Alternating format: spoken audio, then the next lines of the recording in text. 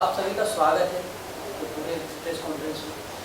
3 नवंबर को आने वाली है लकीर, क्या कुछ कहना चाहेंगे, किस तरह की स्टोरी है ये? बेसिकली जो मुद्दा है वो महिलाओं पर है, महिला सुरक्षा पे है। और अगर सीधे तौर पे कहा जाए तो मैरिटल रेप, जिसकी आवाज़ भारतवर्ष में बहुत कम है, बहुत कम कही जाती है, तो उसी मुद्दे पर ये आधारित फिल्म है। और फिल्म का जो विषय है वो अपने आप में बहुत ही संवेदनात्मक है, संवेदनशील है। तो हम लोग उसी मुद्दे को लेकर के इस फिल्म के माध्यम से, एक मीडियम है जिसके थ्रू हम चाहते हैं कि समाज में हर उस तबके तक, जितने भी तबके हैं, हर उस, चाहे वो हमारा मिडिल तबका है, चाहे हायर तबका है, चाहे जिसको हम लोग जिस तरह से अपने अपने नज़रिए से देखते हैं, तो हर तबके तक ये आवाज़ पहुँचे कि महिलाओं के प्रति हम संवेदनशील कहते हुए ना दिखें, बने। मैम, आप क्या कुछ कहना चाहेंगे लकीर के बारे में? लकीरें एक बहुत ही इम्पोर्टेंट फिल्म है और इस मुद्दे पे बात पहले भी हुई है, फिल्म के थ्रू नहीं, पर 2013 में भी एक बार हुआ है, उसके बाद और भी कुछ बार हुआ है। पर इस पे जो एक ठोस लॉ बनना चाहिए वो लॉ नहीं बन रहा है। तो हम लोग चाहते हैं कि फिर इस मुद्दे पे बातचीत हो, लोग इस पे और बात करें और जागरूकता फैले, क्योंकि सिर्फ विमेन एम्पावरमेंट की बात करने से नहीं होगा। ये चीज़ जो है लोगों पे, मतलब लोगों के जहन में बैठना चाहिए। लोगों को अपना जो पावर है वो समझना चाहिए, लड़की हो या लड़का, उन्हें समझना चाहिए कि क्या मेरे लिए सही है, क्या गलत है। अगर उसको अपने लिए समझ में आ जाए तो सामने वाले के लिए भी समझना आसान हो जाता है। देखिए, लड़का या लड़की, बात इसका जेंडर की नहीं है, बात सही या गलत की है। एक ऐसा कुछ नहीं होना चाहिए जिससे इंसान के शरीर को, उसके आत्मा को तकलीफ़ पहुँचे। तो मैरिटल जो रेप है, इसमें हम जानते हैं कि हमारे देश की जो पॉपुलेशन है, अराउंड 50% महिलाएं हैं, और 18 ईयर्स से अबव जो लड़कियां हैं, जो शादीशुदा हैं, क्या उनके ऊपर रेप नहीं हो सकता है? ज़रूर हो सकते हैं। और रेप करने वाले कौन हैं? उनके ही नज़दीकी जो लोग हैं और उनके हस्बैंड हैं, यही लोग करते हैं रेप। तो उनकी मानसिकता में, महिला की मानसिकता में परिवर्तन होना चाहिए। उन्हें जानना चाहिए क्या सही है, क्या गलत है। पति को जानना चाहिए क्या सही है या क्या गलत है। और इस पे जितना हम बात करेंगे, डिस्कशंस होंगे, तो उतना समाज में जागरूकता बढ़ेगी और ये सब जो है चीज़ें कम हो जाएगी। इसी पे ये फिल्म है। सर, आप क्या कुछ कहना चाहेंगे? देखिए, बहुत बहुत कम ऐसा होता है कि कोई फिल्म बनाई जाती है, पैसा लगाया जाता है, लोगों का वक्त लगता है, उसमें मेहनत लगती है, इमोशन लगती है, उनकी ज़िंदगी में बहुत सारी दूसरी चीज़ों को सैक्रिफाइस किया जाता है, क्योंकि वो महीना महीना महीना, साल साल साल एक फिल्म बना रहे हैं। तो इसके पीछे कमर्शियल रीजंस नॉर्मली सबसे ज़्यादा होते हैं, क्योंकि आप अपनी ज़िंदगी का इतना हिस्सा अगर किसी एक चीज़ को देते हैं तो आप उससे कुछ कॉम्पनसेशन की उम्मीद रखते हैं। ये वो फिल्म है जो ऐसी किसी अपेक्षा से नहीं बनाई गई। ये एक मुद्दे के ऊपर एक सच्ची एफ़र्ट है और एक ब्रेव एफ़र्ट है। ब्रेव इसलिए क्योंकि सभी ने मना किया बनाने से और सभी ने कहा इसके रिटर्न्स नहीं आएंगे और इसको देखेगा कौन। तो फिर भी एक फ़र्स्ट टाइम डायरेक्टर आज आपके सामने फिल्म लेकर बैठे हैं और उन्होंने मुश्किलों से बनाई है। पर बात वहाँ ख़त्म नहीं होती, बात यहाँ तक है कि क्यों बनाई है और हमने इसमें काम क्यों किया। फिल्म क्यों ज़रूरी है इस वक्त? फिल्म ज़रूरी है इस वक्त क्योंकि इस वक्त हर बात पे चर्चा हो रही है, तो इस बात पर क्यों नहीं। अच्छा, घर की शादी की जो संस्था है उसके बीच में ऐसा कुछ क्राइम हो जाए तो क्या वो क्राइम नहीं? ऑफ कोर्स है। तो बात कंसेंट की भी हुई, रजामंदी की भी हुई। कंसेंट के ऊपर एक बहुत मशहूर फिल्म भी बनी और उस फिल्म के बाद एक चर्चा और एक लोगों के मन में एक धारणा बनी। और हम चाहेंगे कि ये कंसेंट वाले मुद्दे को एक स्टेज और आगे ये फिल्म लेकर जाए। एक घर के अंदर, एक शादीशुदा माहौल के अंदर भी क्या वो कंसेंट होनी चाहिए, और होनी चाहिए तो किस तरीके से होनी चाहिए। And what I am the most proud of is the fact that the film gives out a balanced opinion about this. हम ऐसे नहीं कहते कि ये बड़ा सरल है, अरे ऐसा होना चाहिए, और कह के किसी और पर हमने जिम्मेदारी छोड़ दी। हम ये भी कह रहे हैं कि ये बड़ा कॉम्प्लिकेटेड मुद्दा है और इसके अंदर सब पहलुओं को ध्यान में रखते हुए ही कोई एक सूटेबल वाइज डिसीजन ले पाएंगे और उस प्रोसेस के लिए और कुछ नहीं किया जा सकता सिवाय अच्छी चर्चा के। तो फिल्म फिर ये कहती है कि आइए आप ये फिल्म देखें और इस फिल्म को देखने के बाद आपस में बातें करें, इसका ट्रेलर लोगों को शेयर करें, घर में बात हो, मोहल्ले में बात हो, रेडियो पे बात हो, यूनिवर्सिटी में बात हो, टीवी डिबेट्स हो, फिल्म के बारे में नहीं, मुद्दे के बारे में। और एक इतनी चर्चा हो जाए कि हर आदमी की एक अपनी ओपिनियन हो इसके बारे में, क्योंकि ये हर आदमी की घर की कहानी है। अगर आपके मन में इसके बारे में एक क्लियर धारणा है तो फिर आपके घर में वो शायद नहीं होगा। और यही हम चाहते हैं कि वो पहला कदम टुवर्ड्स चेंज, वो पहला कदम टुवर्ड्स चर्चा और वो बदलाव जिसकी बारे में हम बड़ी बड़ी बातें तो करते हैं, शायद ये फिल्म उसका वो पहला ठोस कदम है। सर अगर मैं बात करूँ कॉन्सेप्ट की तो ये रियलिटी है, और कहीं ना कहीं ये रेप अगर एक हस्बैंड अगर अपने वाइफ के साथ ज़बरदस्ती करे तो अभी भी गांव खेड़े में इसको रेप नहीं माना जाता। ये फिल्म में शायद मैं ट्रेलर में जो देखा हूँ वही दिखाया गया। तो आपके लिए कितना चैलेंजिंग था ये? एक्चुअली में ये विषय ही थोड़ा चैलेंजिंग है, और जिस सोसाइटी में या जिस देश में हम लोग रहते हैं वहाँ पर अभी भी बहुत सारे ऐसे इलाके हैं जैसे ये देश गांव का देश कहा जाता है। यहाँ की संस्कृति, परंपरा और खाने पीने की चीज़ें सब गांव से ही आती हैं। फिर हम लोग धीरे धीरे अर्बनाइज होते हैं, फिर हम लोग इस तरह की मेट्रो सिटी में आते हैं जहाँ पर हम एक ऐसी कल्चर से प्रभावित होते हैं, कुछ वहाँ से सीखते हैं और पीछे की चीज़ें छोड़ते जाते हैं। ऐसा भी होता है। तो वैसी दशा में ये विषय बड़ा चैलेंजिंग है कि हाँ में ना होना और ना में हाँ होना, ठीक है। तो ना में हाँ चूँकि इतने दिनों से चला आ रहा है, हर कम्युनिटी में है, तमाम सारे धर्म यहाँ पर हैं जो आपस में एक दूसरे से लड़ते रहते हैं। तो तमाम सारी जगहों पर तो ऐसा है कि भाई ठीक है, अगर एक पक्ष ही है, अगर एक पक्ष ने कह दिया कि ठीक है अगर तुमने हमारा कहना नहीं माना तो आज से हम तुम अलग, और 2-3 बार बोल दिया तो वो भी ख़त्म, ठीक, रिश्ता ब्रेक हो गया। इस तरह की चीज़ें हैं। तो वहाँ पे संकट बहुत बड़ा है, और पिछला साहित्य भी जो लिखा गया है वो एक पक्षीय है। तो संकट तो है, जबकि मैं भी एक मैन हूँ, मैं पर वैसी बात कह रहा हूँ। तो अब वो गांव खेड़े वाली बात चाहे जहाँ हो, आपको मैं बताऊं गांव खेड़े से ज़्यादा समस्या अर्बन में है। गांव खेड़े का तो है लेकिन वहाँ से ज़्यादा समस्या यहाँ पर है। तो हम कहते हैं ना कि वो हमें एग्जैक्ट, अभी आज मीडिया का रिलेशन है, आप मीडिया के लोग हैं, तो जो चीज़ें हम जान पाते हैं वही जान पाते हैं। आप ग्राउंड लेवल पर जाएंगे, आप देखेंगे तो वहाँ से ज़्यादा समस्या हमारे मेट्रो सिटीज़ में है। कंसेंट की प्रॉब्लम वहाँ पर भी वही है, वहाँ पर भी महिलाएं उतनी ही मजबूर हैं या कर दी जाती हैं। इच्छा और रजामंदी की अगर बात करें तो वो समस्या वहाँ पर मिलती है।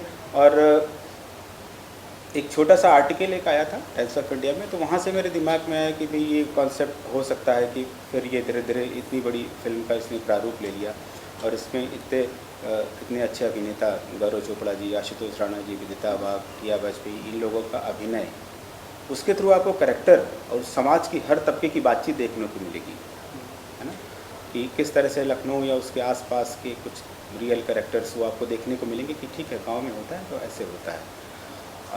अब रही बात कहानी की और उसके कॉन्सेप्ट के और आगे की बात, तो बहुत ही मशहूर लेखक हैं दिलीप शुक्ला जी, जिन्होंने ऐसी स्थापित फिल्में लिखी हुई हैं। दामिनी,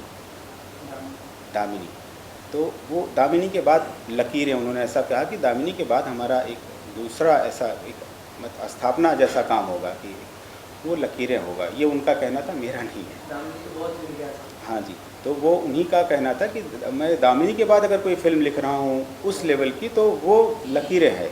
उनको वो कॉन्सेप्ट को सुनने के बाद वो उस चीज़ को जी रहे थे, एंजॉय कर रहे थे। फिर कुछ डायलॉग्स जो आपने सबने अभिनीत किया, उसमें उसको जिया, तो उन डायलॉग्स के थ्रू आप लोगों ने भी देखा कि नहीं वाकई में वो डायलॉग्स में दम है। वो बात गांव से, गांव खेड़े की बात कही ना आपने, गांव खेड़े से शुरू होती है, और मुंबई जैसे शहर की भी बात होती है वहाँ पे, बेंगलोर जैसे शहर की भी बात होती है जहाँ पे बिल्कुल अर्बन है, बिल्कुल मेट्रो सिटी है, और ऐसा नहीं होता है। तो वो दोनों का मिक्सचर है।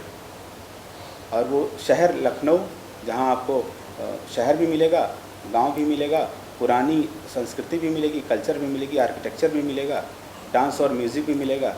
तो वो सारा मिक्सचर वो आपको देखने को मिलेगा उस फिल्म में। तो मुझे बहुत सारा क्रेडिट दिलीप शुक्ला जी को जाता है कि उन्होंने किस तरह से इस फिल्म का कंस्ट्रक्शन किया। हमारा कॉन्सेप्ट था, कहानी थी, लेकिन उसका कंस्ट्रक्शन किया, उसमें शब्द दिए, डायलॉग दिए, भाव दिए, और वो आपको फिल्म के माध्यम से देखने को मिलेगा। मैम, जब आपको इसका स्क्रिप्ट का ऑफर आया और आपको कहानी सुनाया गया, ये कहानी पूरा रेप के ऊपर ऐसा ऐसा है, तो आपके लिए कितना चैलेंजिंग था इसको सोचने समझने में, आपने हाँ क्यों दिया?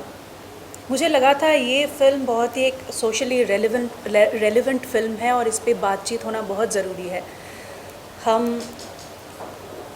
मुझे लगा कि ये फ़िल्म एक नया धर्म युद्ध का आकार ले सकता है। धर्म युद्ध कैसे? इंसान का धर्म क्या है? इंसानियत। हम पुरुष स्त्री इसको भूल के अगर इंसान के बेसिक राइट्स को समझे तो ये समझना बहुत आसान हो जाएगा। औरतें कोई कमोडिटी नहीं है, औरत का भी एक शरीर है, उनकी आत्मा है, और जब उनके ऊपर उनके घर वाले, स्पेशली उनका पति जो उनका पार्टनर है, लाइफ पार्टनर, उनका आधा हिस्सा, वो उन पे ऐसे जुल्म करते हैं तो उन पे क्या बीतेगी? उस औरत के बच्चे, उसके फैमिली पे भी क्या असर होगा? सोसाइटी ओवरऑल देखे तो सोसाइटी पे क्या असर होगा? तो मुझे लगा इस पे बातचीत होना ज़रूरी है।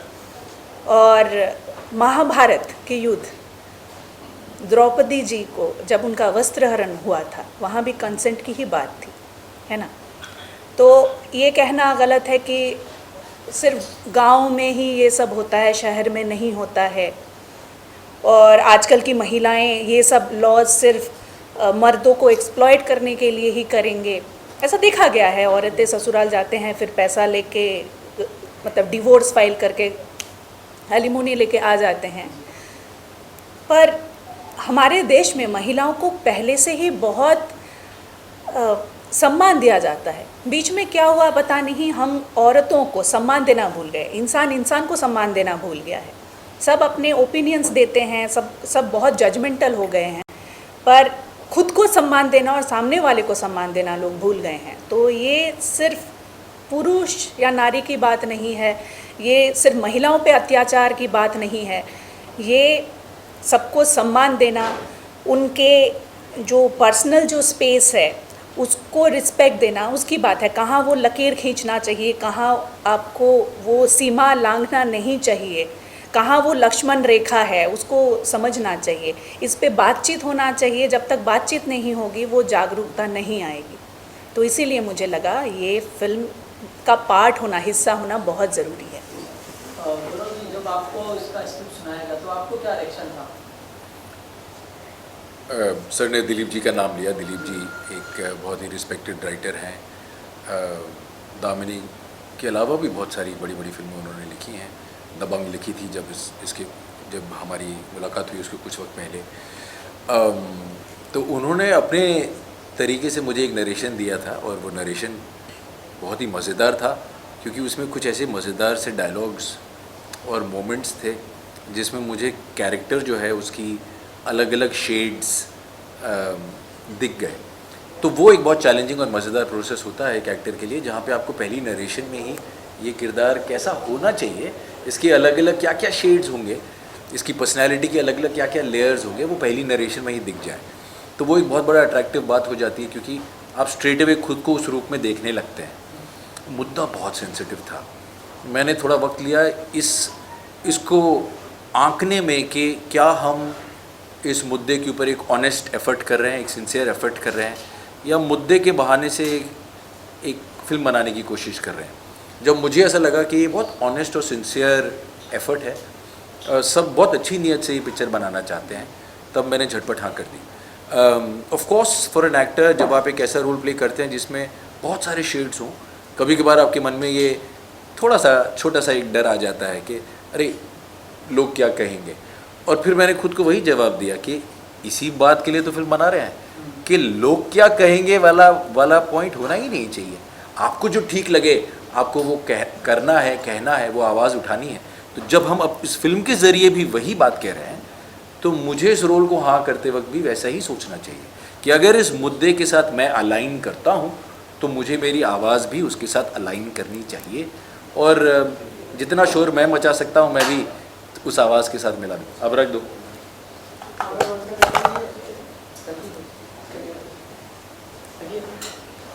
जवाब के बीच में मत किया करो। बस मेरे लिए वही एक बहुत इम्पॉर्टेंट बात थी कि फ़िल्म एक अच्छी नीयत से एक सेल्फलेस मोड में ऑलमोस्ट एक ब्रेव एफर्ट है, कमर्शियल बिजनेस को नकारते हुए एक मुद्दे के ऊपर ऑनेस्टी से बनाई हुई फिल्म, और इसीलिए आप लोगों का साथ बहुत ज़रूरी है। ये फिल्म आप लोगों के लिए ही बनाई गई है। आप लोगों से मेरा मतलब सिर्फ वो नहीं जो मुझे कैमरा के उस तरफ से देख रहे हैं, आप सब लोग भी जो इस वक्त मुझे शूट कर रहे हैं, क्योंकि इस किस्म की फ़िल्म को प्रमोट करने का भी और कोई तरीका नहीं, इस फिल्म के बारे में अवेयरनेस क्रिएट करने का भी और कोई तरीका नहीं। आप ही लोग वो ज़रिया हैं जो हमारी इस सच्ची एफ़र्ट को सच्ची एफ़र्ट की तरह दिखा सकते हैं लोगों को कि भाई इसे जाके देखिए और उसके बारे में एक बार बात ज़रूर कीजिए। फिल्म एंटरटेनिंग है, फिल्म मज़ेदार है, फिल्म में आप ग्रिप्ट रहते हैं और फिल्म साथ ही साथ आपके मन में एक सवाल छोड़ के जाती है। हम सिर्फ इतना चाहते हैं कि उस सवाल के बारे में अच्छी चर्चा हो हर जगह। सर, साथ ही में आपके किरदार के बारे में जानना चाहूँगा, क्योंकि हर किरदार से कुछ ना कुछ सीखने मिलता है, और इस किरदार से आपको क्या कुछ सीखने मिला, और ऑन सेट आपको ऐसा कौन सा आर्टिस्ट था जिसको देख के लगा कि ये बंदे से कुछ ना कुछ सीखने मिला? नहीं, इस किरदार से मैं ज़्यादा ना ही सीखूं तो अच्छा है।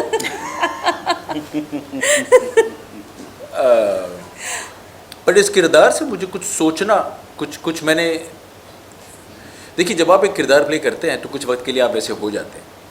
और इस किरदार विवेक अग्निहोत्री प्रोफेसर हैं, एक यूनिवर्सिटी में हिंदी लिटरेचर के प्रोफेसर हैं, और विवेक अग्निहोत्री मेरे कैरेक्टर का नाम है। मैं डायरेक्टर साहब का नाम नहीं बता रहा।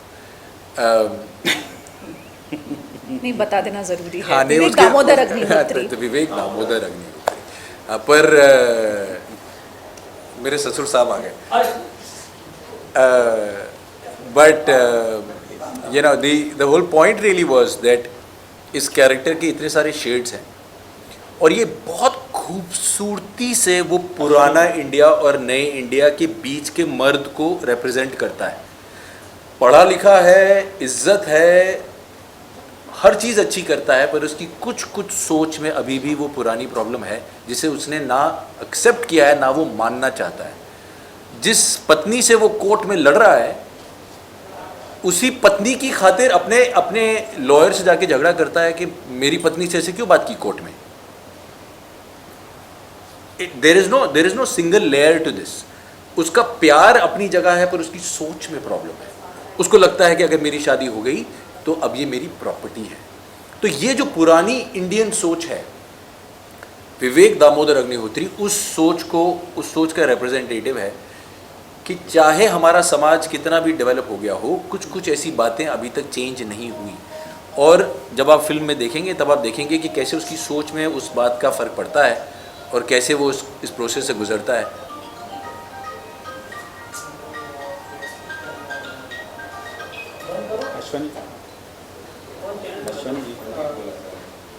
मैं आपके किरदार के बारे में जानना चाहूँगा, किस तरह किरदार निभा रहे हो आप?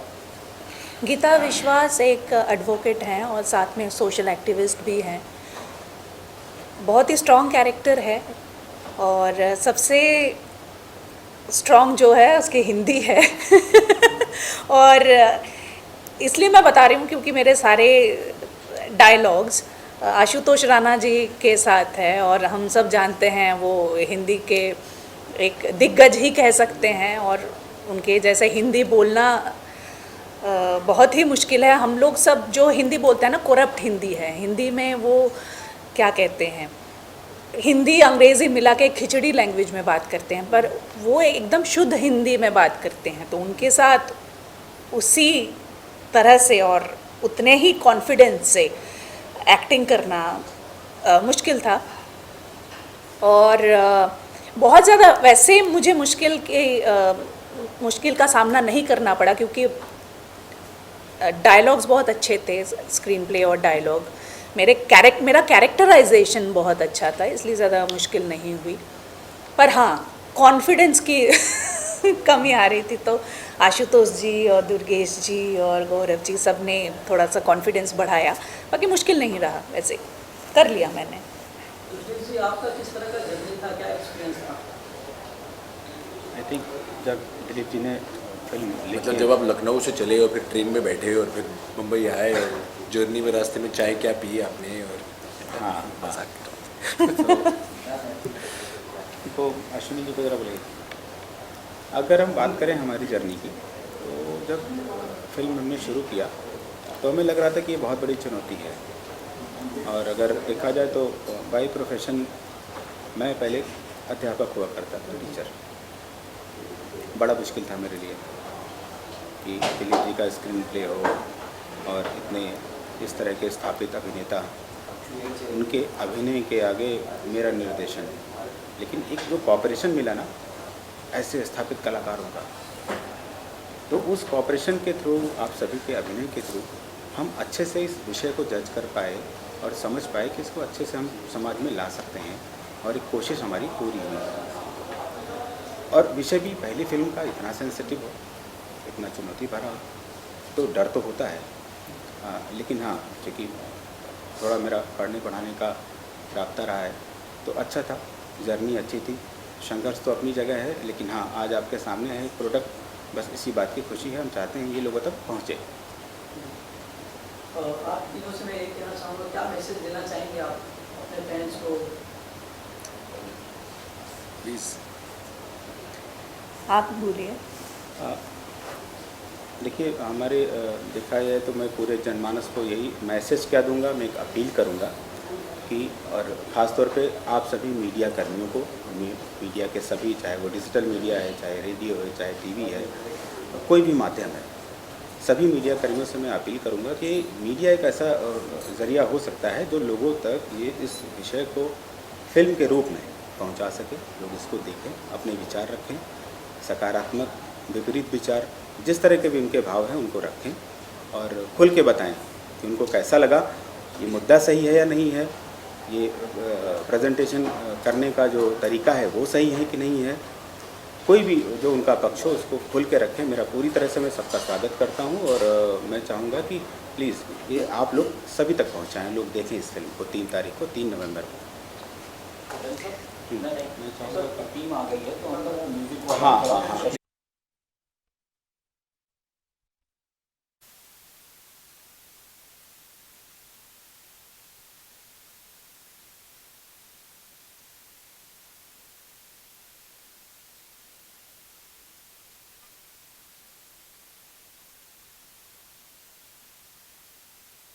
ये हमारी फिल्म का टाइटल सॉन्ग है, जिसको अभी हमारे सबसे इस समय से सीनियर एक्टर, सबसे बुजुर्ग हमारे गार्जियन हैं, ये इस समय इनके हाथों से लॉन्च हो रहा है। और फॉर्मली आप अनाउंस करिए। जी हाँ, फॉर्मली मैं अनाउंस कर रहा हूँ कि लकीरें फिल्म का ये गाने का पोस्टर है, गाने का पोस्टर टाइटल लकीरें यहाँ, जिसे गाया है साक्षी होलकर जी ने। आज ही अभी इस वक्त मेरी मुलाकात हुई इनसे और बहुत ही बढ़िया गाया गाना, तो मैंने सुना ही हुआ है। So my wishes to everyone. ताली कैसे बजाया हमने ये एक लाइन गा लेंगे साक्षी। हाँ, साक्षी लकीरें यहाँ दे दर्द में इंतज़ार, लकीरें यहाँ दे दर्द में इंतज़ार। पूरा गाना जाके प्लीज़ ही म्यूज़िक पे सुनिए और फिल्म को भी देखिए जाके। Thank you. इस गाने को लिखा है निहारिका पांडे ने। कुछ कहेंगे ना? बस it's my pleasure to write this, क्योंकि बहुत इंटेंस था ये टॉपिक और इस पे लिखना as a women I feel privileged कि मुझे ऐसे टॉपिक पे लिखना पड़ा। Thank you sir. गाने की सिचुएशन के बारे में कुछ बताना क्या? गाने की सिचुएशन के बारे में अगर देखा जाए तो ये इस फिल्म में सिर्फ आपको एक ही ऐसा गाना मिलेगा जो इसका बैकड्रॉप ही है। इस गाने की, इस फिल्म की पूरी कहानी को कहता भी है। तो बहुत अच्छा निहारिका ने लिखा। सबसे पहले जब हमने कहानी को बताया तो उस कहानी को सुनने के बाद में काफ़ी समय लिया और रोज़ ही हमारी बात होती रही कि ठीक है सर, आज देते हैं, कल देते हैं, शाम को देते हैं, ऐसी बात होती रही। फिर हम लोगों ने काफ़ी चर्चा किया कि आखिर क्या प्रॉब्लम आ रही है। तो उस समय निहारिका की शादी नहीं हुई थी, अभी शादी हो गई है। तो उसने कहा कि ठीक है। फिर बहरहाल कैसे फील किया बिना शादी के मुझे नहीं पता, पर गाना बहुत अच्छा लिखा, आपके सामने है और लोग सुनते हैं तो तारीफ करते हैं। आप भी जी पे अभी कुछ घंटे के बाद सुन सकते हैं। धन्यवाद। छोटा ग्रुप करेंगे चलो सर प्लीज। सर क्या? अच्छा, सामने देखिए।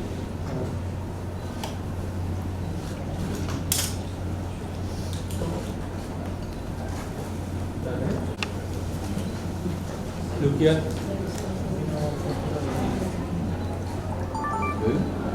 ये पोस्टर निकालो उसको।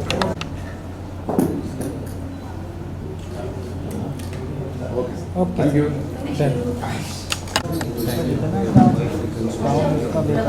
टाइटल ट्रैक है और गाना मुख्य मुद्दा नहीं था इस फिल्म का, क्योंकि ये वैसी फिल्म नहीं है जिसमें गाने के थ्रू फिल्म को रिप्रेजेंट किया जाए। हाँ, लेकिन जो इसका टाइटल ट्रैक है, इसका थीम सॉन्ग है लकीरें, उसका नाम भी शुरुआत भी लकीरें ही है टाइटल सॉन्ग, तो वो पूरी फिल्म की कहानी को कहता है। गाना भी इम्पोर्टेंट है, अभिनय भी बहुत इम्पोर्टेंट है, और इस तरह के जो लेजेंडरी अभिनेता हैं जिन्होंने राजेश जैसी हमारे साथ में, तो वो अभिनय सारी चीज़ों को, चाहे गाना तो एक एलिमेंट है, भाव इन सारी चीज़ों को रिप्रेजेंट करता है। सर आप कहेंगे सर फिल्म के बारे में किस क्या है? सर जैसा कि मैंने अभी पहले बताया कि सबसे पहले हम ह्यूमन बीइंग हैं, उसके बाद मैं इंडियन हूँ, उसके बाद कोई और आइडेंटिटी है, उसके बाद फिर मैं एक्टर हूँ। मुझे एक्टर इस समाज ने बनाया, इस समाज ने एक पोजीशन दिया है। We are in such a privileged position where we should now give it back to the society, जिसका हमें नमक है। तो दुर्गेश जी जैसे व्यक्ति बहुत कम है हमारे विद्यालय में, जो एक सब्जेक्ट को लेकर चलते हैं। एक तो कमर्शियल वायबिलिटी की चिंता नहीं थी, बॉक्स ऑफिस में क्या कलेक्शन होगा, पैसा लगा रहे हैं लगवा रहे हैं, उसका क्या रिटर्न बैक होगा, उस बगैर उसके बारे में सोचे एक ऐसे सब्जेक्ट को फिल्म बना रहे हैं जिसकी नितांत आवश्यकता है समाज को। ऐसे बहुत सारे मुद्दे हमारे समाज के आसपास, हम जिसके जो थोड़ा जागरूक फिल्म लेकर रहे हैं, इससे जुड़े हुए लोग हैं, अगर एक सब्जेक्ट पकड़ के ऐसे स्टेज फिल्में बनाने लगे तो कहीं ना कहीं तो थोड़ी जागरूकता पैदा होगी। जब हमें ऐसा करना चाहिए, ये सिनेमा सिर्फ नाच गाने के लिए, सिर्फ ऐसे मतलब ओनली एंटरटेनमेंट के लिए नहीं है, बहुत बड़ा माध्यम है, सशक्त माध्यम है आपके अंदर जागरूकता लाने की, आपको एंटरटेन करने के लिए, आपको एजुकेट करने के लिए। तो अगर हम उस पोजीशन में हैं जहाँ हम ये कर सकते हैं तो वी शुड डू इट।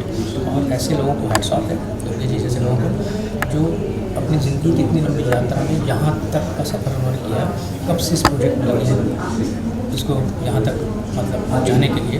और ऐसे सब्जेक्ट को जिसे रिकवरी का पता नहीं है, लेकिन कहीं ना कहीं इनके अंदर कमिटमेंट होती है कि इस सब्जेक्ट के लिए हमें फिल्म बनानी चाहिए, ऐसा होता है समाज में, और उसको आवाज़ देनी चाहिए। क्योंकि बहुत लोग जो उस पोजीशन में नहीं है, झेल रहे होते हैं ज़िंदगी, जी रहे होते हैं, तो कोई तो खड़ा उनके लिए बोलने के लिए। उस हिसाब से मेरी बहुत रिस्पेक्ट इस सब्जेक्ट को लेकर और दुर्गेश जी के लिए कि इन्होंने इतना वो बीड़ा उठाया इस काम को करने का। नेचुरली मैंने proud to be part of this film, और इस तरह की फिल्में करना मुझे पसंद है। अभी इस फिल्म में मैं बताऊँ, अभी जैसे आप बताते हैं, ये तो मेरे लिए मतलब एक तरीके से गौरव की बात है, गर्व की बात है कि हम आपके साथ हमने काम किया। जो किरदार जैसे आप देख रहे हैं राजेश जी, तो फिल्म की बात कर रहे थे, इसमें मेरी तारीफ उन्होंने जिसको एक फादर का रोल क्या होता है, वुमेन सेंट्रिक फिल्म है। एक फादर की क्या पीड़ा होती है, किस तरह से महसूस करता है, किस तरह की उसकी चिंता होती है बेटियों की, बेटी के लिए, तो वो उन्होंने जिस तरह से जिया, एक बैलेंस ऐसा फादर जिसकी हमारी सोसाइटी में किस तरह से एक मिडिल क्लास फैमिली में अपनी बेटी के लिए कितना ज़्यादा सेंसिटिव है, कितना चिंता करता है। तो वो जो कैरेक्टर प्ले किया है, मतलब मैं बता नहीं सकता, लोग देखेंगे तो बताएंगे और वही उसकी विवेचना करेंगे। लेकिन नहीं, हैट्स ऑफ है सर के लिए कि उन्होंने हाँ किया और हमारे साथ काम करने के लिए तैयार है। सर एक क्वेश्चन हो रहा है, ये मूवी में किसी रिलीजन या कम्युनिटी विशेष को भी टारगेट किया गया है? नहीं, हमने किसी कम्युनिटी को टारगेट नहीं किया है, हमने पूरे समाज को टारगेट किया है ना। हाँ, ये ज़रूर है कि जब हम किसी घर, किसी जगह, किसी स्थान पर जाते हैं तो वहाँ हिंदू, मुस्लिम, सिख, ईसाई सभी लोग रहते हैं। उसी तरह से हमारी फिल्म में भी कई कम्युनिटी का आपको दिखेगा, आप जाति विशेष पर टारगेट नहीं है। हमने तीनों तबकों को देखा जाए तो गरीब तबका, मिडिल तबका और अपर सोसाइटी का तबका, तीनों तबकों को हमने छूने की कोशिश करी है, ताकि जिस तरह से हम समाज को देखते हैं उसी तरह से इस सिनेमा को देखें। अभी सरपा कह रहे थे ना, cinema is a mirror of society होना चाहिए, जैसी परिभाषा बताई जाती है। लेकिन सर की अपेक्षा है, क्योंकि लोगों ने सिनेमा को और अभिनय को और एंटरटेनमेंट की दुनिया को जिया है, जी रहे हैं। मैं भी जीना शुरू कर रहा हूँ, तो मैंने आप लोगों से ही सीखा है। हाँ, ये जो विषय है, ये मैं चाहूँगा कि सभी तबके का है, सभी समाज का है, तो इसको सभी तक पहुँचाएँ। Thank you. Okay, thank you sir क्या कुछ कहेंगे फिल्म के बारे में, किस तरह क्या? देखिए, फिल्म के बारे में तो मतलब एक शब्द में ये कहा जाए कि वेदना है, दर्द है, और ये दर्द मतलब आसपास में होती है, घटती है, लेकिन किसी को पता नहीं चलता है, ना कोई बोलता है, ना कोई इस पे बात करता है। और हमारे राइटर साहब उन्होंने इस पे, और हमारे डायरेक्टर साहब दुर्गेश जी, इन्होंने इस मुद्दे को कहा कि नहीं, इस पर एक फिल्म बननी चाहिए प्लीज़। तो इस पर एक फिल्म बननी चाहिए। तो ये बहुत ही ऐसा मुद्दा है जिस पे बात होनी चाहिए, और ये बात है। आप जुड़े कैसे सर? आपके साथ क्या जी, आप कैसे जुड़े हैं फिल्म से? मेरा देखिए सर, जीवन में पूरे दिन भर में अगर आप एक बार हंस लेते हैं ना, तो आपके दिन भर की एनर्जी बनी रहती है। ये थोड़ी वैसी फिल्म है ना, इसमें दर्द है, वेदना है। उस बीच में अगर मैं ऑडियंस को कहीं पे हल्का सा मुस्कुराहट ले आऊँ उनके चेहरे पे, जबकि मेरे अंदर में भी एक अपनी वेदना है जो फिल्म के क्लाइमैक्स में रिवील होता है। तो लेकिन उसके पहले तक अगर ऑडियंस के इतनी हार्ड सब्जेक्ट है जिस पे बात कर रहे हैं हम लोग, उसके बीच में अगर थोड़ा सा उनको अगर रिलीफ दे पाए, मतलब एक होता है कॉमेडी जो बहुत लार्जर देन लाइफ कॉमेडी होता है, एक कॉमेडी होता है जो सेटल कॉमेडी होता है, जो बोल दिए लोग हंस देते हैं किसी बात पे भी, ऐसा कोई जोक्स बनाए। तो उस टाइप का एक कैरेक्टर है इसमें। मैं आशुतोष राणा जी का साला बना हूँ इसमें। मैं भी एक लॉयर रहता हूँ, उनके साथ उनके साये की तरह रहता हूँ, उनका साला। और कुछ कॉन्फ्लिक्ट ऐसा होता है जो क्लाइमैक्स में पता चलता है, जो मैं फिल्म देखेंगे तो आपको पता चलेगा। तो उसके बाद फिर मैं एक स्टैंड लेता हूँ, लेकिन कॉमेडी है। उसके पहले तक मैं एक प्यारा सा, आप यूँ कहिए कि जैसे आप पूरा पता नहीं कि पूरा जीवन को दिन भर जैसे देखते हैं, अगर इनको ना देखें, इनके किरदार को ना देखें, तो फिल्म पूरी नहीं होती है। हाँ। फिल्म में हंसाने का, गुदगुदाने का और आपको जीवंत रखने का अगर अवसर मिला है तो आपकी वजह से। हाँ, और एक मीठी सी गुदगुदी आपके चेहरे पे आ जाती है, जैसे बहुत ऐसी बड़ी बड़ी बातें हो रही है, बहुत वैसे, क्योंकि ये फिल्म ही बहुत हार्ड है, ये सब्जेक्ट बहुत हार्ड है, और उस पर बात करना, उसके बीच में ऑडियंस, क्योंकि हम फिल्म ही तो बना रहे हैं, फिल्म के लिए कर रहे हैं और फिल्म है ये, तो इसमें थोड़ा सा अगर मैं ऑडियंस को थोड़ा सा भी लाफ्टर दे पाऊँगा तो मैं समझूंगा मेरा कैरेक्टर जीत गया। Thank you.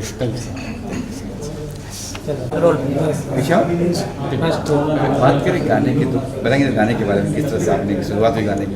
पहले जब ये स्टोरी मुझे सर ने सुनाई स्क्रिप्ट, तो मुझे इतना आइडिया नहीं हो रहा था कि मुझे क्या एक्चुअली इस पर लिखना चाहिए। बट जब मैंने इसके कैरेक्टर्स के बारे में तो डीपली सर से उसके बारे में अपने नरेशन लिया, बात की, तो फिर मैंने कुछ दिन तो इसमें टाइम लिया सोचने का। बट आफ्टर दैट जब मैंने इसको धीरे धीरे फील करना शुरू किया, I started writing on it, और जैसा है वो आपके सामने। बट ये बात है कि मैं बहुत प्रिविलेज फील करती हूँ इसके लिए कि मैं औरतों की आवाज़ बनकर मैंने ये गाना लिखा, तो आई लाइक माई वर्ड्स। तो ये मेरे लिए बहुत बड़ी चीज़ है, अगर मैं समाज के काम आ सकती हूँ इस तरह से। कितना असर रहा और कितने राइटिंग में चेंजेस हुए थे गाने की, या जो आपने लिखा है एजिटेट पूरा से? एक्चुअली ये था कि मैंने एक पोएम लिखी थी, वो ऐसी रैंडमली मैंने लिखी थी।